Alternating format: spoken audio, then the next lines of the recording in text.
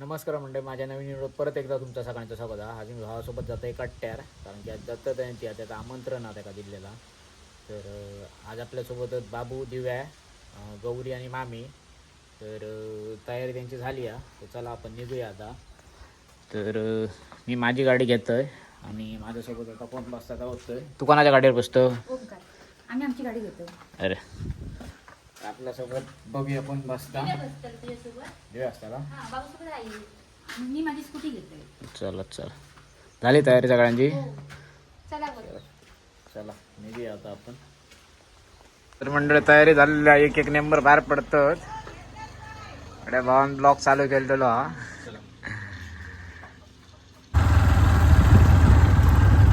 आता तरी बरोबर आम्हा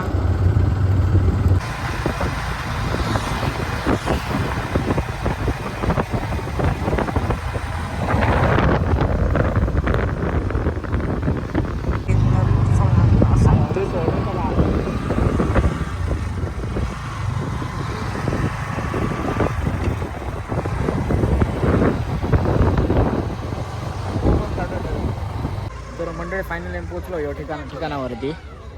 तर गाड्यांची गर्दी वगैरे बघू शकता असते. तर ऐसून आता वरती जाऊचा. तर मामी ऐस केळी वगैरे घेता. काय घेता मामी? केळी. तर मंडळी ह्या रोडांवरती जाऊचा आपल्या. गावडे गोबराचं सेटअप काढता रेडी. काढता मंडळी हैसून वरती जाऊचा. हे खूप वरती आहे ओंकार. अरे खूप वरती आहे मामी. मंडळी मामी आणि पहिल्यांदा केली, तर आपण जाऊया वरती. चला आणि आता चढाक चाडू गेलो. मंडळी ओंकाराचे सबस्क्रायबर भेटलेत पहिल्यांदाच आम्ही बरंच थोडं वेळ लागलो आमच्या. तर मंडळी आमचे नेंबर चालतं हळूहळू. दम लागलो आम्ही. आमच्याकडे इतकी चालू गेले सेम कसं लागतं. गाडी चढता का बघू होती वरती. खूप वरती अरे असं वाटतं. अरे लय वर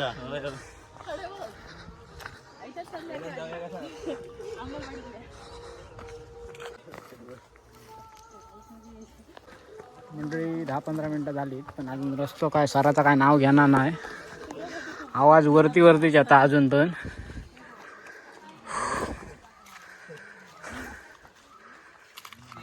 काही अर्धे जण गाडी घेऊन येलेत.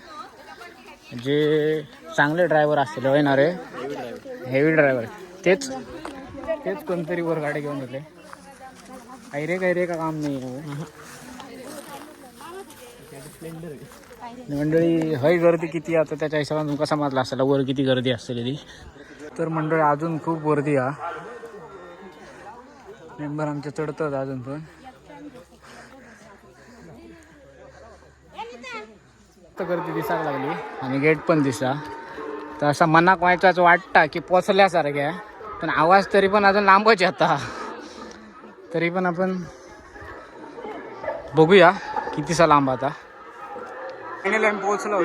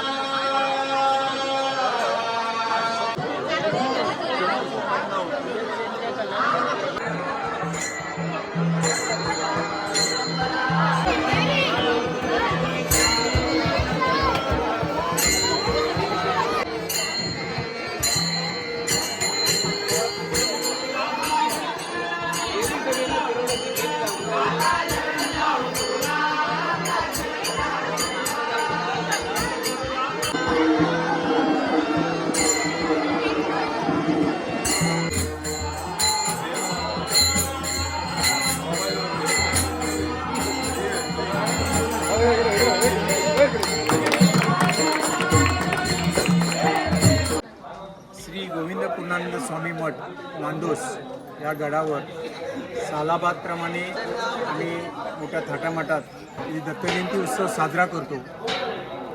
स्वामींची मूर्ती इथे बसवलेली आहे आणि त्या स्वामींच्या कृपा आशीर्वादाने आणि हे औदुंबराचं स्थान आहे, दत्ताचं स्थान आहे, त्यांच्या कृपा आशीर्वादाने आम्ही इथे मोठी दत्तजयंती उत्सव साजरी करतो. ह्या दत्तजयंती उत्सवासाठी आम्ही हा महाप्रसाद बनवतो किंवा हा भंडारा जो करतो तो सर्वांनी नांदोस पंचक्रोशी कट्टा पंचक्रोशी यातून सगळ्यांनी अन्नदान मदत केलेलं असतं. त्यांच्या मदतीतून सिधा मदत केलेलं असतं. त्या सिध्यातून आम्ही हा असा भव्य दिव्य हा कार्यक्रम आयोजित केलेला असतो.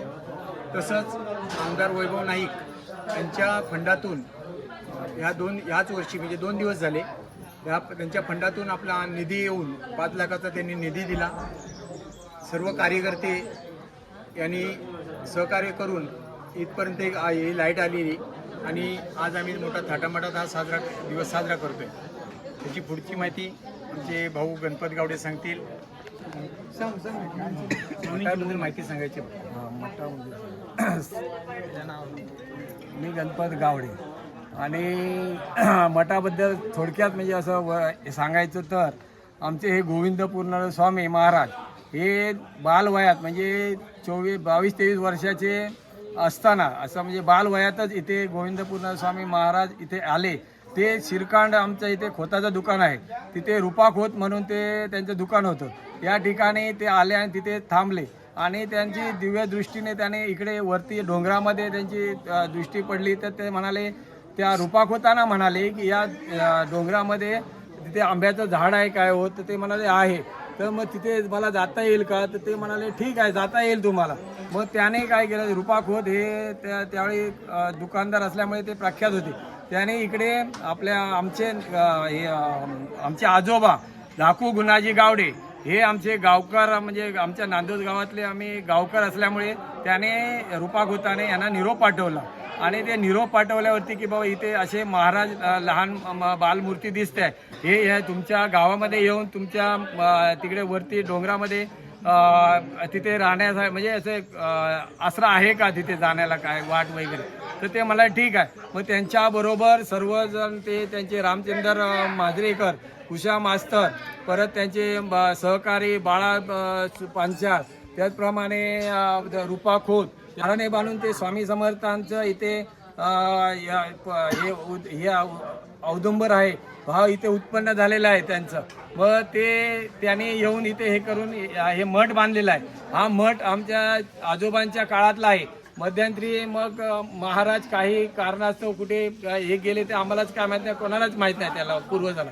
त्याच्यानंतर महेश महाराज आले.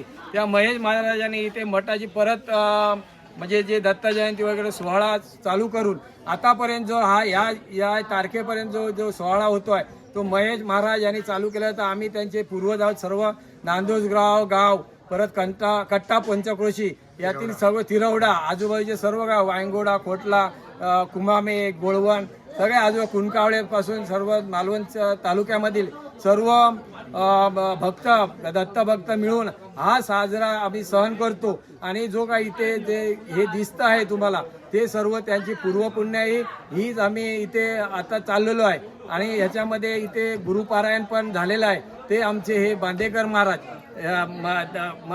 दोस्त आहे त्याने केलेलं आहे. असे आम्ही इथे प्रोग्राम करतो. इथे भजन वगैरे होतं आहे. हे सर्व सहकार भक्त मंडळीच करतायत इथे. एवढंच मी सांगून माझे शब्द 2 पुरे. इथे थोड्याच अंतरावर 10 फूट खोल असे एक विहीर आहे. त्या विहिरीला पाणी आहे आणि त्या पाण्या असल्यामुळेच इथे आम्ही एवढा हा सर्व कार्यक्रम आयोजित करू शकतो. पूर्वी तो झरा होता, छोटंसं डोबकं होतं, पण त्याचं रूपांतर आम्ही थोडं विहिरीमध्ये केलं. पण ती 10 फूटच खोल आहे. तुम्ही खाली जाताना तुम्हाला तर दिसेलच असं. आणि एवढ्या मोठ्या त्या डोंगरावर हे सर्व भक्तजण येऊन स्वामींची सेवा करतात आणि ही दत्तजयंती मोठी थाटामाटात साजरी करतात. धन्यवाद. तर मंडळी दर्शन वगैरे झाला आपले अर्धे नंबर पुढे गेलेत, कारण की पुढे बावडी एक हा ती बघूच्यासाठी आणि हल्ली माहिती वगैरे व्यवस्थित भेटलेली आपल्याला, म्हणजे कशा प्रकारे स्थापना झाली ती वगैरे. तर तर आता आम्ही सगळं पोचवतोय तुमच्यापर्यंत सगळी माहिती. तर आधी आपण बावडी बघू नका, कारण की खूप उंचावरती बावडी आहे आणि म्हणतात की ह्या बावड्याचं पाणी आटणार नाही मे महिन्यात पण. आणि गावात जे खाली बावडे आहेत ना त्या बावड्यांचं पाणी आटतं लवकर, पण ह्या बावड्याचं पाणी आटणार नाही. तर इतक्या वरती डोंगरावरती आसान बावड्याचं पाणी आटणार नाही म्हणजे कमाल आहे त्या गोष्टीची. आणि जर कोण येऊन गेलो नसतात ना तर तुम्ही यावा नक्की, कारण की चढाक थोडंसं स्ट्रगल हा, पण वरती गेल्याच्यानंतर खूप मस्त वाटतं. आपण विहिरीकडे गेलो मगाशी, ज्या विहिरीबद्दल बोला होते. आणि इकडे बघू शकते झरे वगैरे दिसतात, पाणी आहे बघा. चल ही विहीर असं एवढ्या उंचावरती आहे तरी सुद्धा आणि पाणी पण खूप आहे.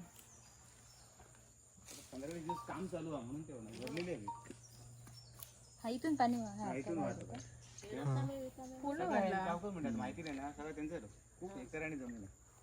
बावडी जास्त खोल नसत, एक 20 फूट आहे, 15 फूट. पहिला डुरकू होतो त्याच्यात पाणी वापरायचे, मग कालांतराने आता हळू पाणी हे त्यांनी. तर मंडळी आता आमचं परतीचा प्रवास चालू झालेला आहे. अजून आता आम्ही इल्लो त्या रोडान थोडंसून एक रोड आहे. आता एक काका आहेत आमच्यासोबत, ते आमका शॉर्टकटने नेतात. तर मंडळी आम्ही आता फायनली खाली येऊन पोहोचलो, पण खाली एक टाईम लवकर लागलो आमका, म्हणजे फटाफट येलो कारण की उतारावरसून त्याच्यामुळे. आणि वर चढताना टाईम खूप लागलो. आता जरा रेस्ट करूच्यासाठी म्हणजे जरा थंड होण्यासाठी भावानं असं कोल्ड्रिंक घेतलं ना, मामीन घेतलं ना असं चिल्ड पाणी. तर आता हयसून जाऊचा आपल्या ओंकारच्या मावशीकडे आणि थैसून नंतर मग घरी. होय मामा मी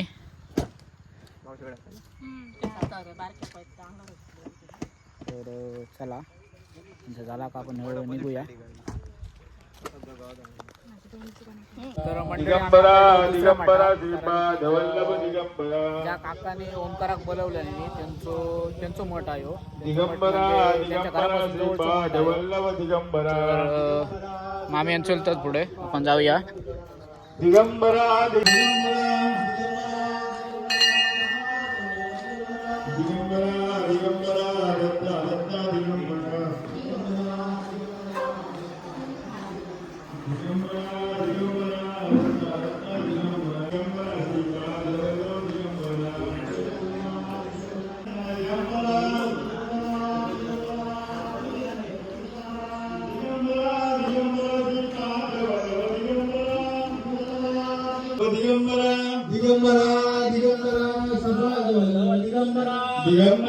दिगंबरा श्रीपाद वल्लभ दिगंबरा दिगंबरा दिगंबरा श्रीपाद वल्लभ दिगंबरा दिगंबरा दिगंबरा श्रीपाद वल्लभ दिगंबरा.